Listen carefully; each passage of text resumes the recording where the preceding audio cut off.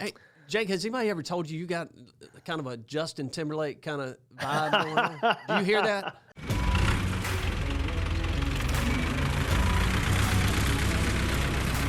The sound of that tractor means it's time for us to get to work. You're listening to the Give Us a Dirt podcast powered by Hoopah Grading Company. My name is Brandon, and I am your host. So in today's episode, we're excited to have with us Jake Thompson, the visionary founder of Compete Every Day. Jake is a keynote speaker, published author, and coach with a passion for empowering individuals to reach their fullest potential.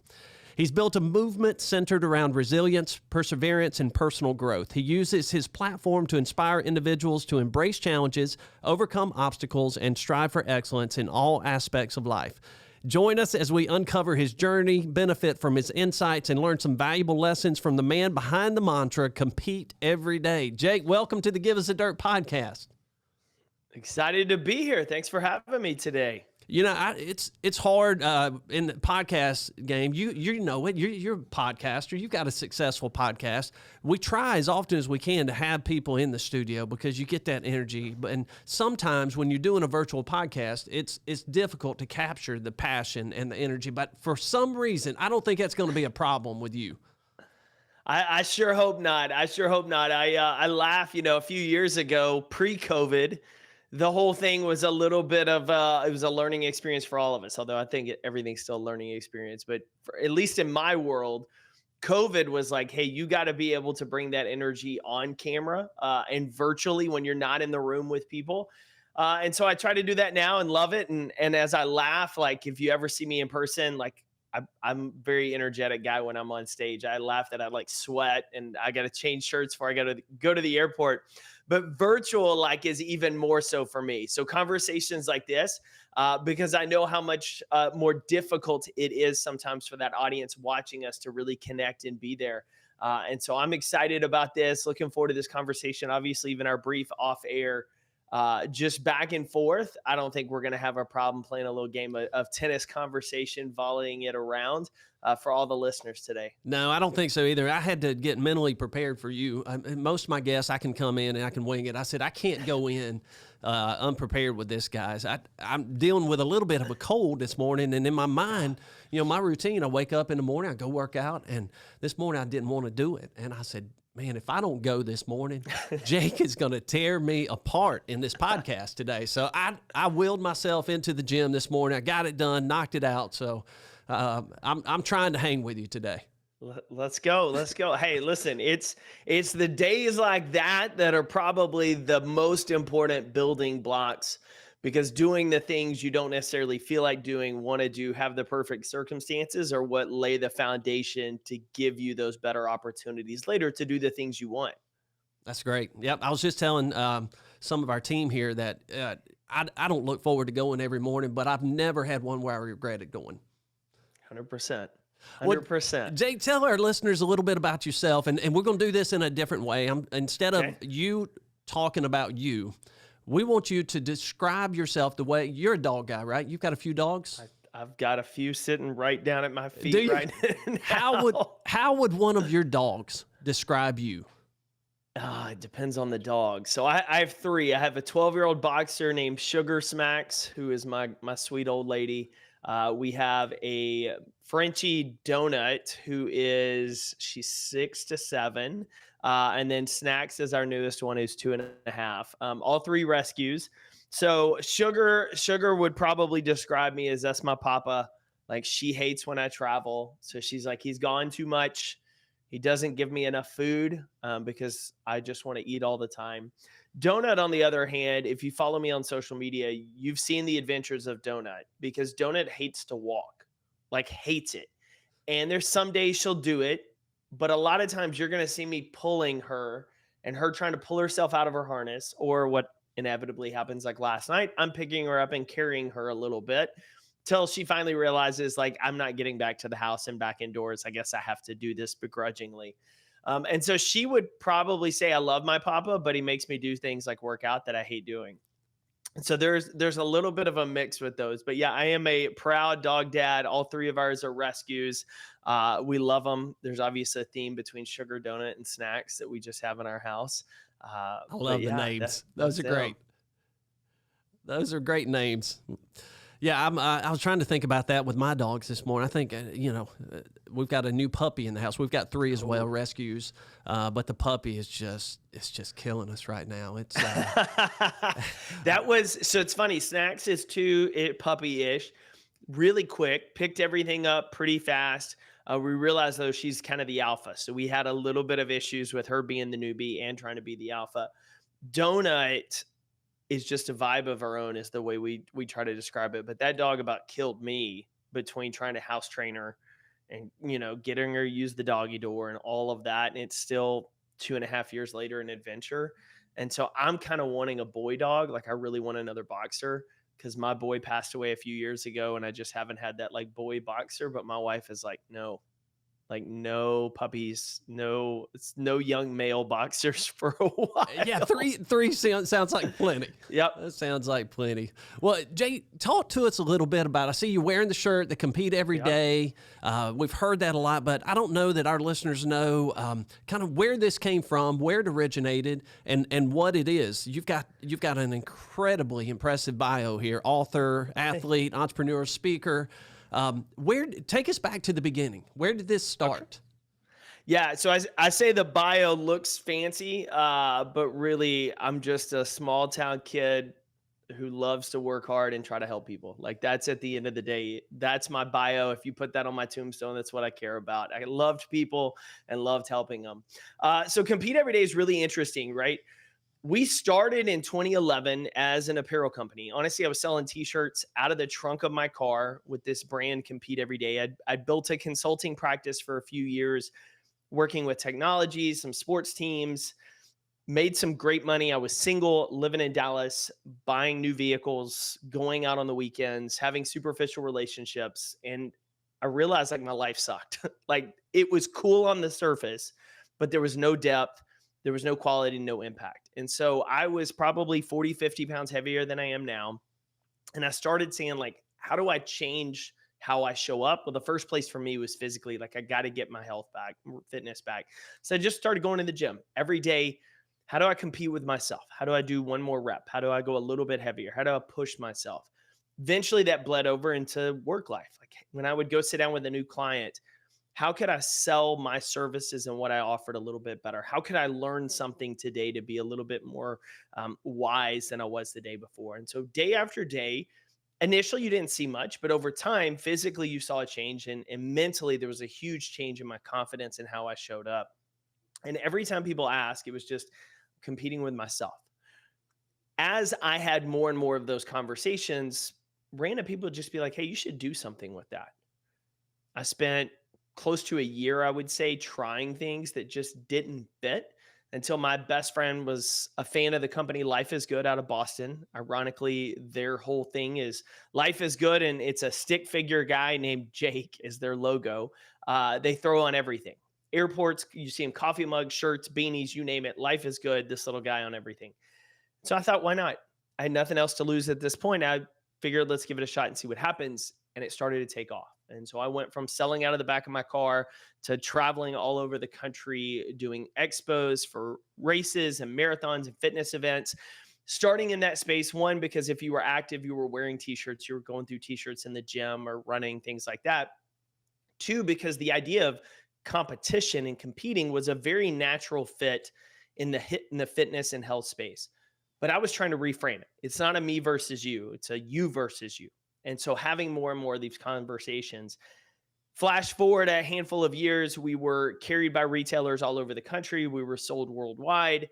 But like a lot of products-based business, like I was accumulating debt, building it because I was funding everything. We're sitting on thousands and thousands of dollars of inventory. And I was traveling every weekend. I was gone doing expos. I was taking my team to events. I was sending them to one city. I was going to another.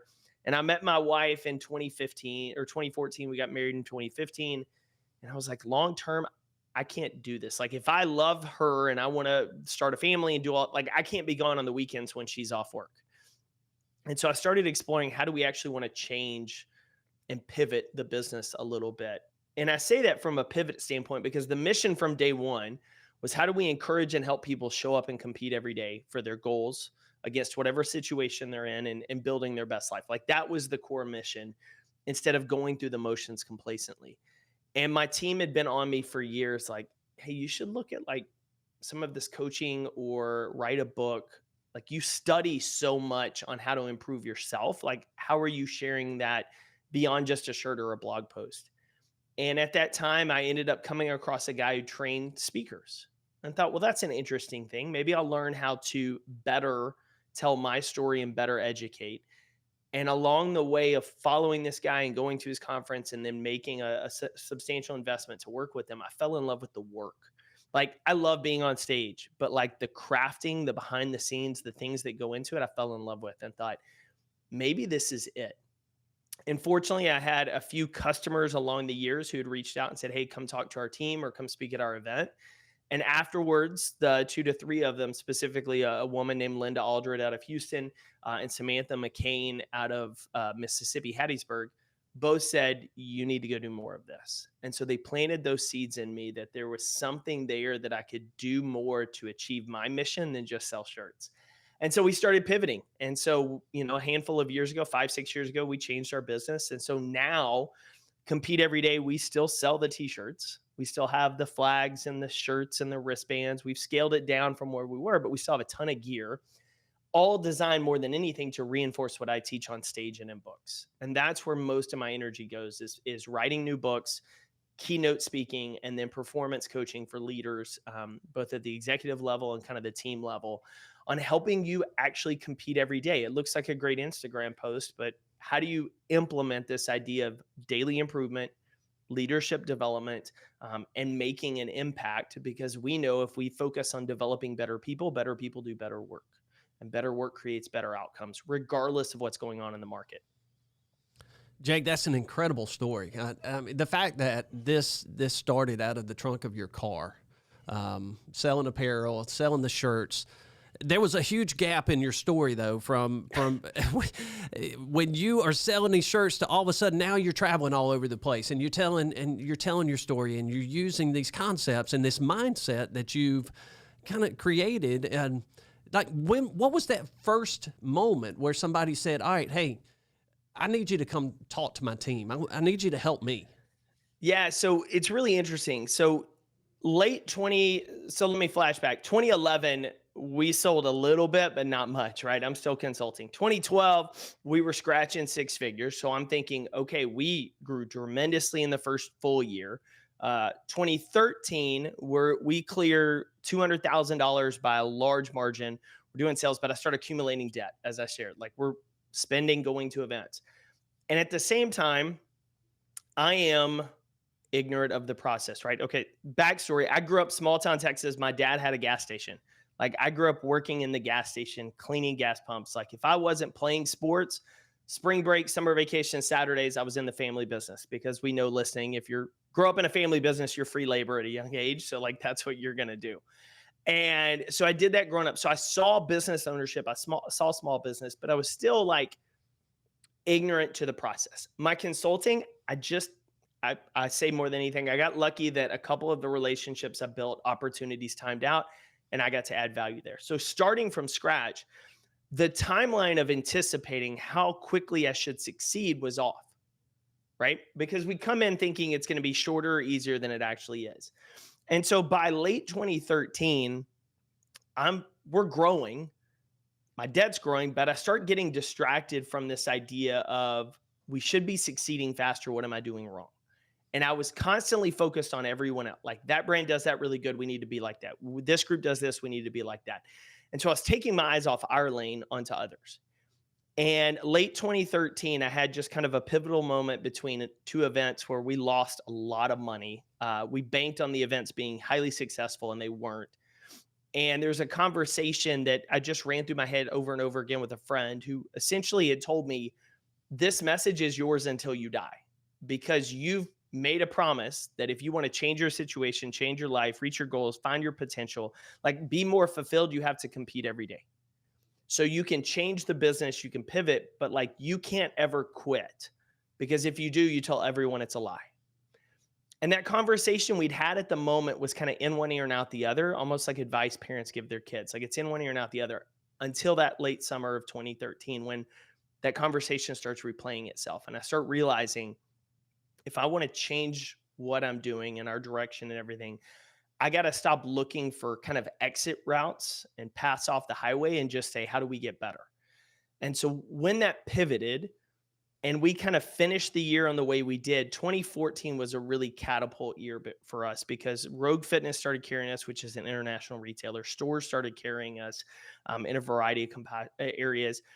A couple of side projects that I'd thrown out there of a couple of different t-shirt companies that didn't fit under our brand, we started to kind of fold away. And I just said, how do we get better? And spring of 2014, Texas Children's Hospital in Houston reached out and said, hey, we're having an HR week. We love your encouraging shirts. Can we buy 150? Oh, by the way, will you come speak? And I'm like, yeah, about what? And they're like, tell your story. So I go down and fumble through a talk. I laugh. I have a backwards baseball cap on, t-shirt, like very non-corporate look. And when I finished, the VP, Linda Aldred, pulled me aside and said, you need to go do more of this. Yeah, I had fun, but like I'm building an apparel company. So I went back to focusing on it, but she planted the seed. When I went to that conference to learn the performance side of speaking, Samantha McCain reached out and said, hey, we have a conference. I'd love for you to keynote because I love how you tell your brand story. I said, okay. When I finished that event, she said, you need to do more of this. And so those two individuals were highly pivotal, but really like 2013, 14, 15, 16, like we're just building the brand and I'm trying to figure out what the heck I'm doing of building an apparel business and reduce cost while growing and all of that mess. But individually behind the scenes, I'm just learning. Like I'm reading every day. I crank through anywhere from 30 to 55 books a year. I'm always looking for information of like, how do I get better? How do I deal with this situation better? How do I improve my mindset? How do I improve my habits? How do I lead myself to help lead others? So I'm always studying that. And my mom and my grandmother were both teachers. Like my mom was an elementary school teacher. My grandmother was. So I was around education. And that kind of aspect of it, of blending the small business stuff I learned from my dad, from the teaching from mom, from just the passion to actually help people compete is really kind of what led me down the path that I can't imagine doing anything else now. But I laugh. I was like, everybody's like, what's that gap? And I was like, I had a couple of people reach out and just plant seeds of encouragement of, hey, you should maybe explore it. And then a few years later, I saw an opportunity to learn from somebody really good at it and said, I'm going to invest in here. I'm going to learn. At the very least, I'm going to figure something out that I can use in our business. But what happened was I learned I really loved the work. And I had an ability to grasp and pick up some of it. And so I just kind of poured all into how do I do this? Not in a way as some of your listeners, if they, saw my stuff online, they would see a tagline, not the motivational speaker you're used to, because I hate that. I hate the idea that you're the motivational speaker because all of our mentality is Chris Farley, Matt Foley, SNL, van down by the river, right? And so I didn't want to be that guy who's like, I'm going to fire you up and then I'm going to leave. I'm like, I want to really embrace like what my mom did, like, how do I teach you something that you can apply and use? And so that really was it. It was no different than teaching myself. And that's really kind of that gap period was like, I was just focused on building shirts. People started planting seeds in me. I saw an opportunity to learn something new. I jumped on it, realized, oh, there may be more to this. And then I got into it and did the work. And that's kind of the getting into the dirt, rolling up your sleeves, getting your fingernails and hands dirty, and just getting after it the last handful of years. And then have been very fortunate with different audiences or interactions that somebody there of a great level of influence was in an audience, said, hey, come speak to our team or our people, or let's do this. And so it's kind of that, it's building a house. It's one brick at a time. And eventually you look up and you've built a wall, and then you've built everything. And but it doesn't happen instantly. I love that concept, and I'm glad you went back and filled that gap in, because I want our listeners to know this was not an easy road for you. This was I almost bankrupted our company making this move. Yeah, like I tell everybody that, like 2018 and 19 pivoting our business to this was I'm betting on the long game, and 2018 was the hardest because when you start speaking, you're speaking for free, like you're just trying to build reps and audience. Right. Which you can't get anybody to pay you at that point. They don't can't get anybody to pay you. You got to prove your concept. You can prove you can do what you say you do. Well, at the same time, that means hours I would have spent building the apparel business is now gone. So like we went a dramatically losing money that year making this switch. I skipped paychecks to make sure our staff was covered. I had to make hard decisions, bleeding it out as long as possible. But I said, this is the right play in the long term. I 100% believe it. I had the days of doubt. I had the question moments, but like you just had to go through that storm and say, what am I doing today to get a little bit closer to getting out of it? And so I tell new speakers this, just like I tell new business owners this. Like, if you look at the timeline of how this thing has grown, it took me years to get to one trajectory point, and then it took a couple years to hit another one. But that's the same with anything. You do enough good work over time, as Steve Martin says, right? Be so good they can't ignore you.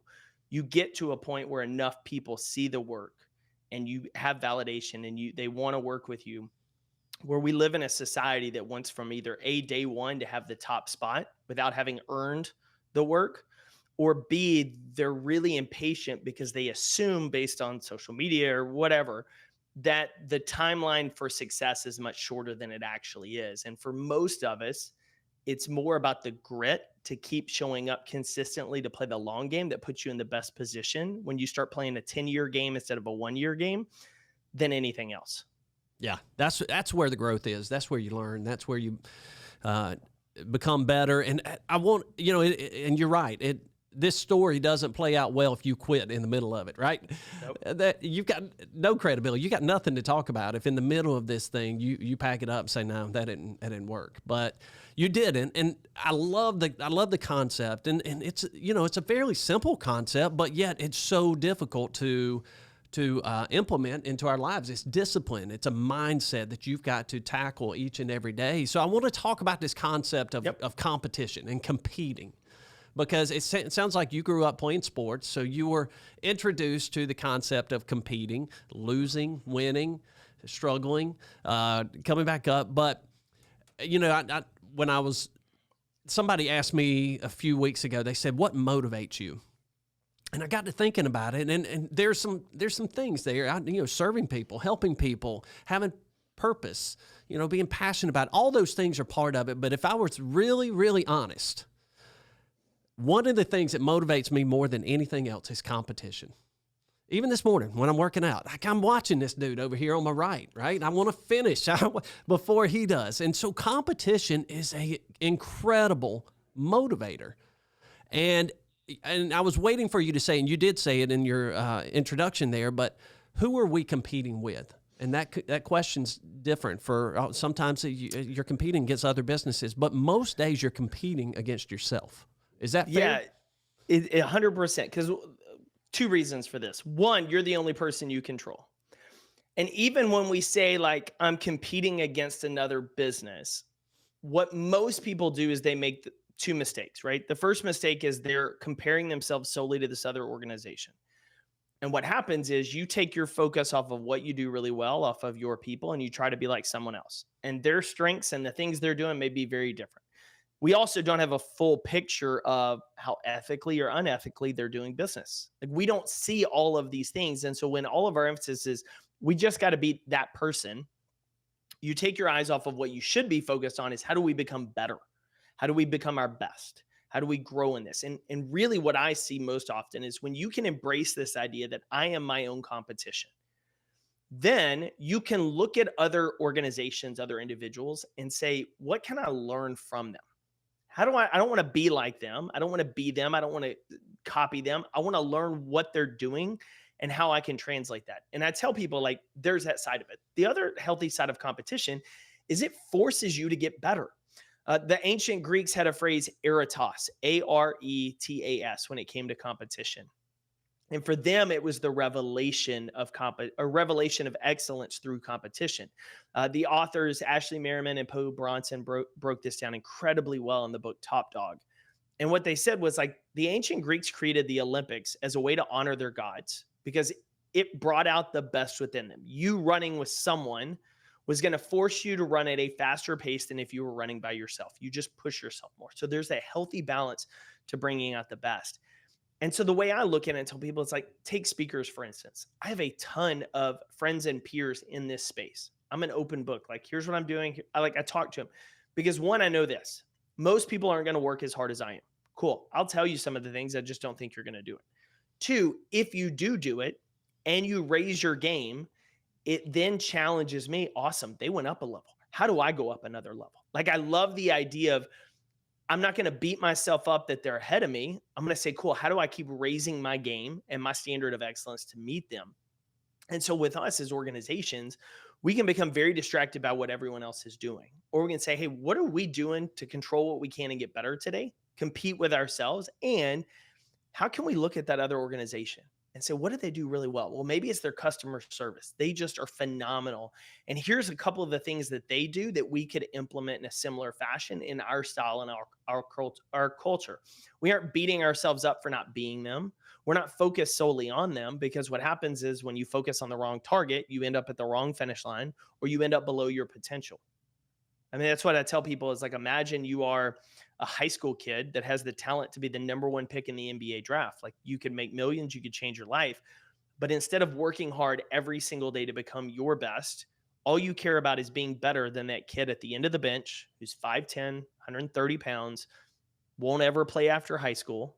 And so you do one more rep, you go a little bit faster, you push yourself a little bit harder in the gym, but that's it. And so your potential goes from top pick in the NBA to, let's hope I play in college, because no longer is it about me becoming better. It's about doing that. And that's where I think a lot of us get this idea of competition screwed up is when all of our worth and happiness is in someone else. We're allowing them to dictate the outcome versus, am I doing everything I can with everything I have to achieve the goals in life I want every day? Yeah. Yeah. And I love the idea too, that we're not talking about a complete transformation of your life. You're talking about a slight edge. You're talking about one more rep, 30 more minutes.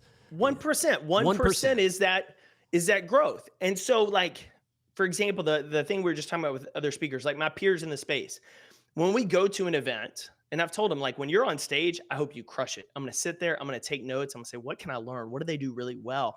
Man, I'm going to cheer for you because it's about the audience. It's not about me. It's not about you. It's about the audience. But the moment I step on stage, my goal is to be better than you ever were. My goal is to be the best speaker they've ever seen. Like, I am in that focus of, how do I add so much value to the audience? So, like, man, that was the best. But the moment I'm off stage, I'm going to celebrate you. I'm going to talk to you. Let's talk what you did well. How do we both get better? Because I'm not in direct competition with that person. I'm playing the infinite game, as Simon Sinek says, right? Sports are a finite game. There's a start, there's an end of the whistle. You're competing against each other in that space. But business and life is the infinite game. And when you play the long game, you have a completely different perspective on things. And if you haven't read that book, The Infinite Game by Simon Sinek, highly recommend it, because a lot of the case study talks about is like, it was BlackBerry or Nokia versus Apple. And he was just, or Samsung, it was Samsung versus Apple. And it was just like, Samsung was focused on Apple. Apple was just focused on being great. Mm-hmm. He said it's different how they show up. Right. Right.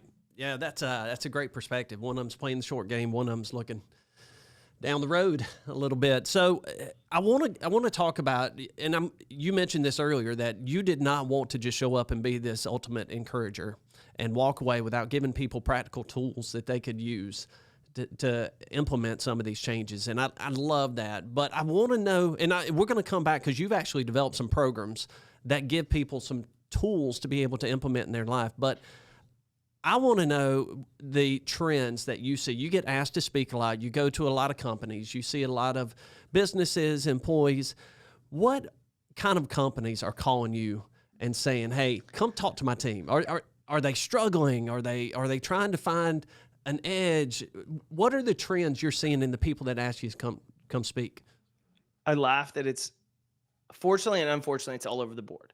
So there's three main spaces I tend to work in. If you look at my client list, I've worked with a ton of other big name brands, Dallas Cowboys, Deloitte, some large healthcare organizations. But the three spaces I spend the most time: construction. And when we get into construction, we're talking self-development, but leadership development.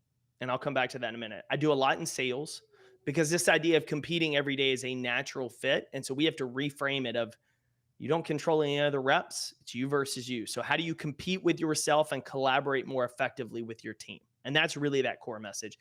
And then the last group is I call franchisees and small business owners. And I kind of lump them in because each franchisee is essentially a small business owner, even under the umbrella of a large brand. And with them, it's very similar to both of those. It's almost a blend. So we talk competitive mindset, collaboration, but then we talk leadership development. And the organizations are all over the board. Yesterday, the last 2 days, I've been with the Family Entertainment Center. So you think one of the cool places you go with your kids with video games and bowling and go-karts and things like that. Like these are the owners of those spaces. And they had a banner year. They had their best year. They grew while the rest of the industry kind of shrank. So we were talking of like, how do you raise the bar? And that's what we talk to a lot of sales teams, right? Because what happens? You have a really good year, you take your foot off the gas. Well, if you do that, you become the company or the individual that yo-yos, right? You're the person that loses a little bit of weight in the gym, and then you change your habits and you gain it all back. So you yo-yo diet again, back and forth. And we see that in that industry. In construction space, like we've had, depending on the state, but overall, we've had some fantastic growth the last number of years. Then we just ran into all sorts of kinks, right? We have supply chain issues. We have staffing issues. We have a ton of challenges now because we're attracting people from outside of construction into the industry, training them up on skill sets. But we also have a large gap in a lot of states between the people getting ready to retire in the next 5 years and the next line of leadership that's 30 years younger. Like there's a massive gap in a lot of that. So most of the work I do in the construction space is twofold. How do we control our controllables? So what are ways that we can better grasp what we have control of and focus on it as an organization and culture instead of it's the supply chain's fault, we just can't find good talent, and pointing the finger at everyone else. The second piece of that is leadership development. And not only do I see it a lot in the construction space, but I see it in other industries as well. I just do a really good job working with these groups of we take incredible individual contributors, people with high potential, and we throw them into project manager roles or we throw them into leadership roles and we don't train them. And then we wonder why they're struggling, why we're not getting the results we had when they were in the last role. And we tend to think, well, maybe this person just isn't cut out for it. But what statistics show and what the majority of organizations show is we don't have a plan in place to develop our leaders. What we do is you learn from the previous person. And the problem is if the previous person wasn't trained and they're not very good, then they're going to teach the next generation the same habits, right? You're not going to learn the new habits. So we see this cycle of people always thinking, well, I just need to find better talent to make it work versus I need to develop my talent and make it work. And so a lot of the work in that space is how do we actually build this culture of leadership development all the way through?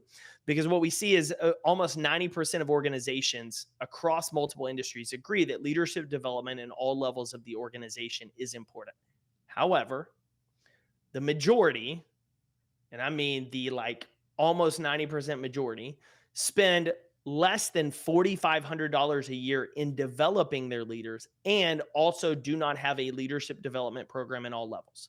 They might have, hey, we're going to make you a PM and we're going to give you this quick training thing and that's it. We don't do anything else up the chain or across the way. And so what happens is we have that cycle.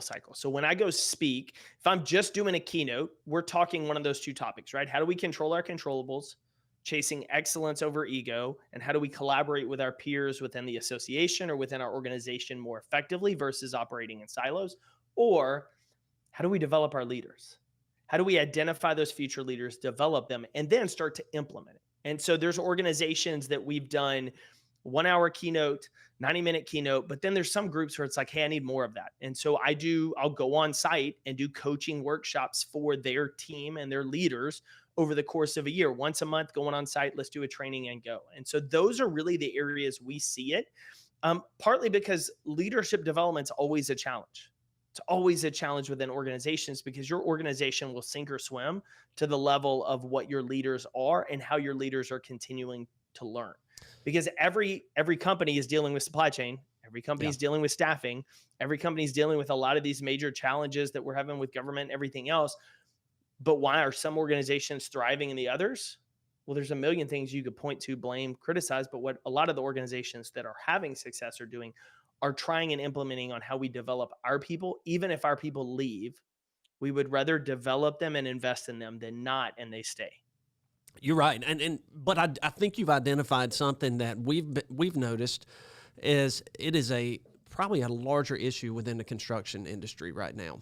And we there's a lot of people that have found this gap and then this people problem that we're dealing with right now. And I think construction's unique because you're seeing there's several factors. Number one, you're seeing the demise of these family businesses, people that generational businesses where you just did it because it was what you were supposed to do.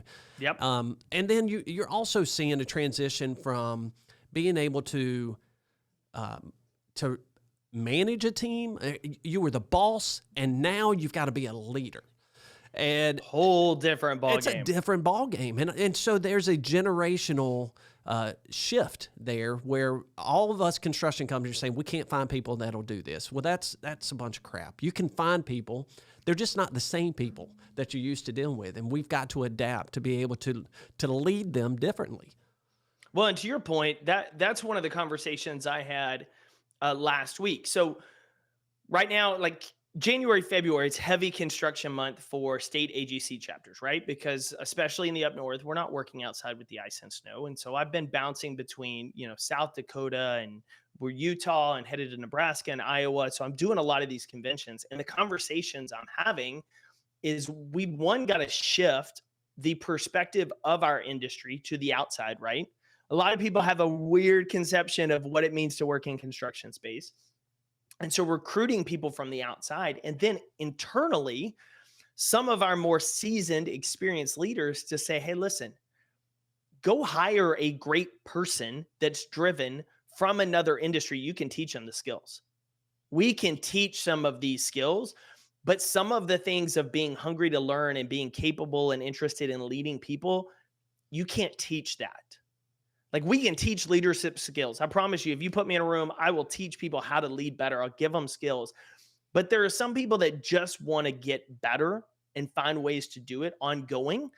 And so go hire great people, train them on the technical side versus I only can hire a technical person for all of my roles. And if they've never worked in construction, I don't want to train them because, quote, I don't have the time to train them.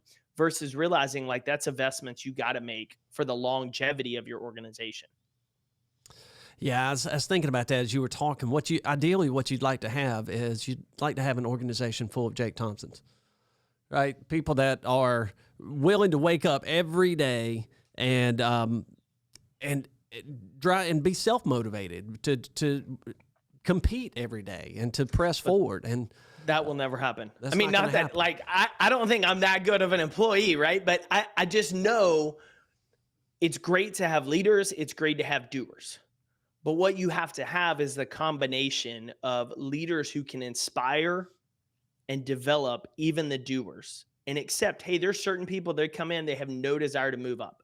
They have no desire to, like, they want to do this job. But if they can learn how to do that job and take pride in becoming the best at that role, then your organization's set.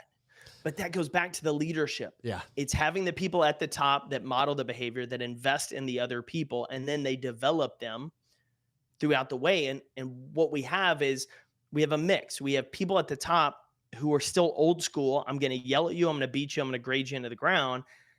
And the problem with that is, especially when your industry is hurting for talent, like quote unquote hurting for talent, is I don't have to stay and work for you because there's a ton of other companies I can bounce to. Right.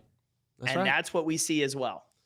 Jay, do you ever walk out of a session with a company and say, man, they're not going to get it. They don't have it. It's interesting.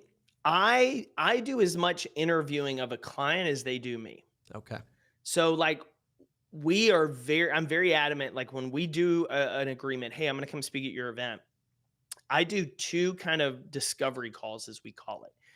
And I position it as I'm learning about your organization because I really do. I want to be able to customize my talk to fit your people because I know the challenges you're dealing with in Utah are different than our friends here at Texo or are different than, Baker Concrete that I've worked with their team in the past versus somebody out on the East Coast. Like I know they're similar, but each state has its own challenges. So I want to speak to your team, your culture, your people, but at the same time, I'm interviewing you and I'm asking questions of what's going on the back end.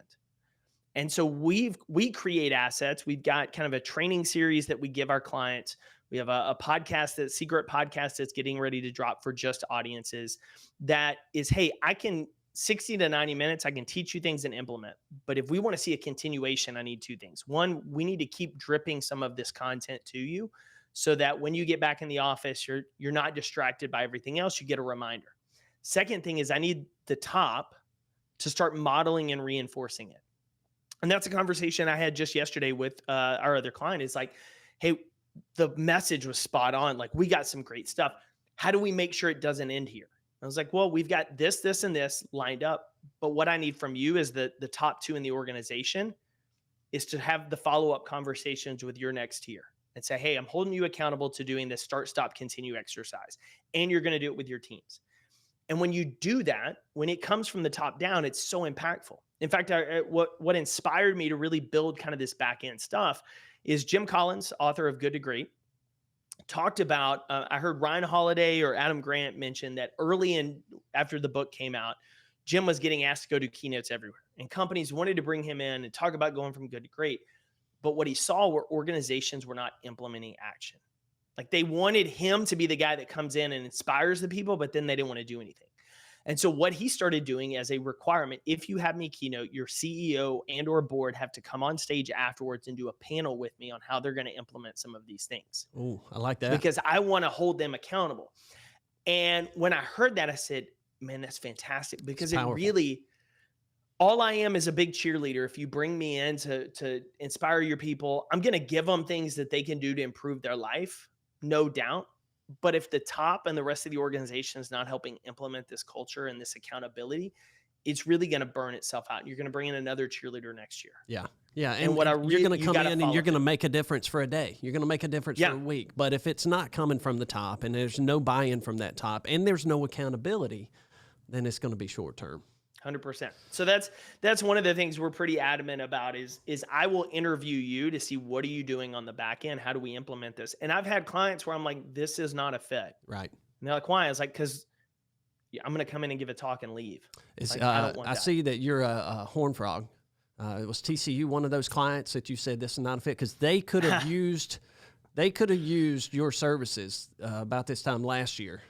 I mean, I will say this, 2 years ago was the season I never thought I would see in my lifetime of making it to a national championship game. So I had zero expectations for this past year as a proud Horned Frog. Obviously it was a very disappointing, frustrating season. But I also think, what was I like at 18, 19, 20, and 21? And where was my head at after being top of the world? Even though we just got crushed by Georgia, like, we made a national championship game. We went, and what happened was we won a lot of games really close, where the ball bounces the other way, maybe you don't. And that's football, right? That's sports, that's life and business. Some years the ball bounces our way, some years it doesn't. But are you consistently locked in? And I think we had a lot of guys that weren't. I think we had some guys who were, and a lot of guys who thought it was just going to be like it was before.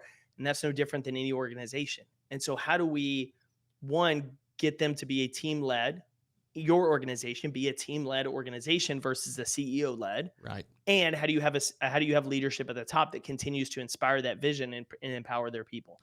And that's a great example. I was actually at that game last year, at the national championship game. Okay, and got to see TCU come in, and then I saw Georgia come in, and I was pulling for TCU. I went in pulling for Georgia. But when TCU came in, there was energy. They were happy. They were excited. They were experiencing this stuff for the first time. And Georgia was there to work. Georgia came in, and they meant business. They were there to compete. And that is the thing. Like, when we beat Michigan, like, we were there.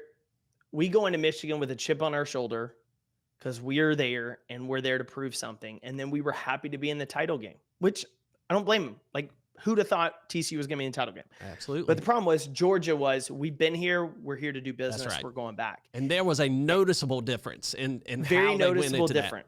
That. Yeah. 100%. And so that's every organization, right? Are we happy to have a good year? Celebrate it. Don't not celebrate your progress, but at the same time, like, what are we going to do this year? Yeah. Yeah, Jake, you mentioned your podcast. The podcast is Compete Every Day. That's the name of it? It is. We are at 760 some odd episodes. Okay. All right. Now you're just showing off. How many episodes are we at? Short ones. Short. 50? All right. Yeah. So you're okay. So let's preface this though. Here's what I want to say. I've had mine since the end of 16. Okay. I did one a week for a few years. We do 3 a week now, Monday, Wednesday, Friday. And Monday and Friday are typically short 2 to 8 minute episodes, like things I'm thinking about, writing about. Wednesdays, we try to do guest episodes, 20 minutes. So I'm doing much shorter than your conversation. So if we split yours into mine, we're probably in the same ballpark. There you go. Thank you for that. Second thing, here's what I want to commend you on that most people don't think about. You're coming up on 50. If you have 52 episodes, so 1 a week for a year, you're automatically jumping in the top 5 to 10% of all shows. Why? Because people publish 5 episodes, 10 episodes and quit. Or they publish for like 2 months and then they quit. It's life, right? It doesn't take much to stand out. But what it requires is consistency and intentionality. And y'all being consistent and intentional, hey, we got 50 episodes, you're far and away. And pretty soon you'll look back and be like, we're at 100 episodes. And then you start getting to that smaller and smaller and smaller percentile of people who stick with it. And the beauty of that is that's how it stands out. Man, I knew you were going to leave me feeling jacked up today and excited. I feel so much better about this. We're doing good, Caroline. That's awesome. Jake, thank you for that. Tell us, for our listeners, you know, that we're in the construction world, we're in the dirt world. How can people find out more about you? How can people talk to you and engage you if they could, if they need some help? Yeah. So easiest way regarding kind of keynotes, workshops, performance coaching, my website, jakethompson.com is kind of your best hub for there. If you want to learn more about our brand, my books, everything like that, it's competeeveryday.com. We make it kind of super easy there. But I would say reach out, have a conversation kind of where you are, regardless of the size of your organization. Like I said, I've worked with groups of 10 up to groups of 1,000. And we tend to try to space it. And so if you've got something in mind, fantastic. If you don't, we can create something and pick dates. Or if you're just like, hey, I have a small budget and a small team, but I'm flexible. Whenever I'm in your city and area, we'll set something up. And we've done that with clients as well, because I really see this. Like, not everybody wants to do the work. Everybody wants to be successful. Everybody wants to win, but not everybody's willing to roll up their sleeves, get in the dirt, get their hands dirty and do it. And so if you're someone who's like, I just want to do better work and help people become better people, then you're my kind of person, and we'll figure out a way to make it work. That's great. And we need to get you out here and let you see the academy. And I think this would resonate well with our team. And I can think of a lot of other companies and listeners that we have that are probably thinking the same right now. Jake, do you use this stuff at home? Dude, all the time. So funny enough, so I say this in a very laughingly manner. My wife, we've been married now 8.5 years. And the first few years, like, we had major conflict because husband Jake cannot be Coach Jake. Right. Because we know. And I had to learn that, right? I'm like a problem solver. And a lot of us guys listening were like, I know that feeling. So we separated. But like, I'm really good about asking my wife questions. And she's like, are you trying to coach me right now? I was like, well, do you want to be coached, or do you just want me to learn more about the situation? And so we chuckle about a lot of this, but my new book, Lead Better Now, that just came out, is around this idea of transitioning from performer to manager and leader. It's that step. And the opening story of it is about my wife, and it's at home. And she laughs because, like, she was one of those people, COVID in real estate. She got promoted. She runs a title escrow office. And in Texas, everybody and their mother moved here. And so there was no slow. It was just close as many transactions as possible. Then 2022-ish hits, 2023. Interest rates start going up. Business slows a little bit. Now I need you to manage people. And she just had a really rough day and comes in as like, I don't know what I'm doing. I hate this. I want to go back to my old role. And I was like, what do you mean? She's like, everybody knows how to lead and I don't. And I just start laughing. Like, she's crying. I start laughing. Doesn't typically go well. And I tell this story of like, what do you think I get on a plane and go do every week? Nobody knows what they're doing. And when we had that conversation and she kind of walked out afterwards, like feeling better as we were talking about things she could do, I was like, that's the next book. And I'd spent like 3 years toying with ideas, but I was like, that's the book. And so I have that. We actually laughed last night at dinner. She's like, I need to read it. Because she hasn't read the new one yet, because she knows she's in the opening story. She's like, I don't know if I want to read this. But it is. I try to implement it at home. I mean, the whole compete every day, first book and mentality I implemented home, because what I want more than anything is if you meet me offline, I want to be the same person you see online. I want to be the same person on stage as I am off stage. And so to be authentic, to practice what I preach, I have to be just very intentional with it. So 2 days ago, I left my blazer, my pink blazer that I wear on stage, in my guest bedroom, hanging on my closet. And I realized it as I walked through TSA. I was like, oh, I forgot something. Negative inner dialogue starts. What an idiot. What'd you do? It's immediate. Like, so what now? What? How do I redirect? How do I control what I control? And how are we going to adjust? And so I'm getting those life lessons every day. And all I'm doing is going online afterwards and saying, shooting a quick video or a reminder, typically to myself, do this, think about this. Here's what we do. And so people are like, how do you share some of this? I was like, because I'm practicing it every day. And a lot of times I'm just posting what I need to tell myself. Then it becomes instinct. Then it's natural. Well, yep. you gave me a nugget there. That's actually a really good approach. Are you asking? Because I struggle with it. I'll take it. I love this stuff. I could talk about this all day, and I'll go home and I've got 2 girls, teenage girls, and I'll drop some of this stuff on them, and they just roll their eyes. My youngest daughter, earlier this week, she slept in late, and she finally emerges from her bedroom, and I said, half the day's gone. She said, I know, get up and get some.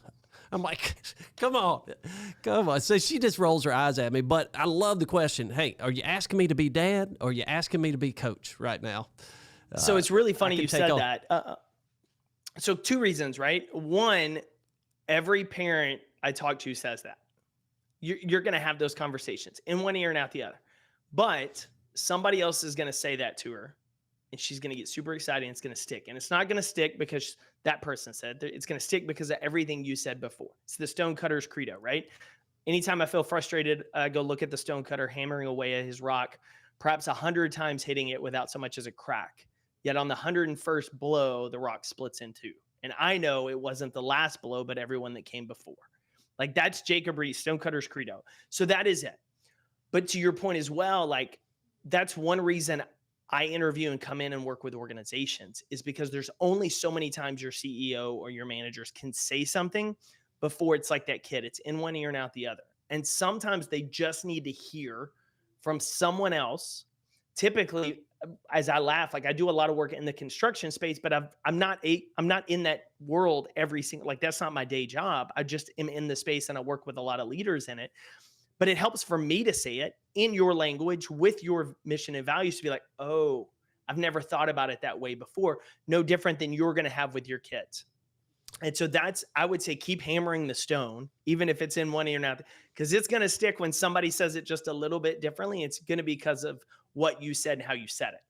That sounds good. I'm gonna send you her number. You're gonna call and break that stone today for me. Oh, there we go. I'll leave her a voicemail. Hey, you don't know who I am, but just want to remind you, like, get up and get some. Let's go. Get up and get some. Jake, thank you so much. This has been a lot of fun. I appreciate you taking time. I know you're a very busy man, but we appreciate you taking time to be on the podcast with us. And we look forward to being able to get you out here soon. But keep up the great work. And for those listeners, go to Jake. Make sure I get this right. Jake8Thompson.com. That's it. And we, if you notice the other helmet behind me, when I'm in town, we'll catch one of those games too. I see that. Did you put that out for this podcast? Dude, I've been a fan since day one. Well, you're in the minority right now. I trust me, I know, but like, growing up in East Texas, both my parents went to Texas Tech. So everybody around me were Aggies and Longhorns. So I was an anomaly with college football as a kid. And when they announced Carolina and Jacksonville, despite growing up in Jacksonville, Texas, I said, Carolina, I like those colors. I was like 9 or 10 years old. I was like, that's my team. So day one, they have been my team. And I got ridiculed all through high school until I start graduating, and the Cowboys are steadily doing this. And all my friends are watching Carolina make a couple Super Bowl runs and all of that. And so everybody laughs. I'm like the only one here in Texas. But I am a Panthers man through and through, even through the heartbreak of this year. Well, if anybody's wondering whether this guy actually walks the walk, having that helmet sitting there right now after all these years in the season we just had is proof of that. So, Jake, thank you again. It was great to talk to you. Hopefully we'll stay in touch. Look forward to reading the book. Appreciate it very much. Thanks for having me today. All right. Thank you.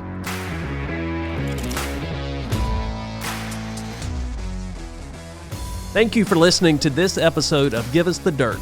Our podcast is powered by Hoopah Grading Company in Charlotte, North Carolina, and produced by Well Run Media and Marketing. Visit our website at giveusthedirtpodcast.com and subscribe to this podcast on Apple and Google so you never miss an episode.